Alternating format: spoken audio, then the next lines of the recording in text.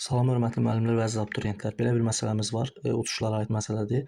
Deməli, məsələnin şərtində deyir ki, başlanğıc sürəti 50 metr bölü saniyə başlanğıc sürətlə üfüqə bucaq altında atılmış cisim trayektoriyanın K təpə nöqtəsindəki sürəti 40 metr saniyə olarsa, bu cisim maksimal qalxma hündürlüyünü hesablayın. Havanın müqaviməti nəzərə alınmır.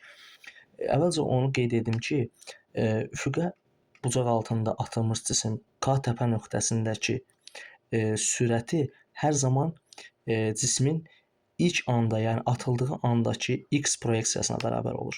Baxın, bu müəyyən bir bucaq altında atılıbsa, bunu x və y proyeksiyalarına ayıra bilərəm sürəti. Bu vy proyeksiyasıdır, bu vx proyeksiyasıdır. Cismin sürətinin x proyeksiyası bütün nöqtələrdə eyni olur. Və bu təpə nöqtəsini artıq daha yuxarı qalxmadığından, yəni bu istiqamət hərəkət eləmədiyindən, bir anlıq dayandığından sürət yalnız x proyeksiyasına bərabər olur. Onda biz deyə bilərik ki, bax bu nöqtədəki sürətin x proyeksiyası 40-dırsa, bu 50-dirsə, onda Pifaqor teoreminə görə avtomatik bu 30 çıxır.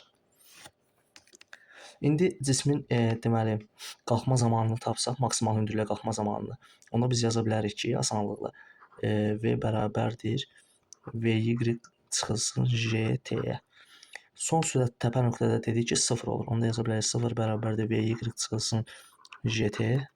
Buradan vy bərabərdir j-t-yə bərabər olur. T də bərabər olur vy bölünsün j-yə. Onda 30 bölünsün 10, 3 saniyə. Deməli, cisim maksimal qalxma hündürlüyünə 3 saniyə çatıb. Əgər maksimal qalxma hündürlüyünə 3 saniyə çatıbsa, onda h maksimalın üstünündən vy-t çıxılsın j-t kvadratı bölünsün 2. Hərəkət bərabər yavaşlayan olduğundan çıxılsın yazdım burada. Vy 30, zaman tapdıq 3, çıxılsın j10, zaman 3, 3-ün kvadratı 9 bölünsün 2, 45 metr. Cavabımız olacaq 45 metr.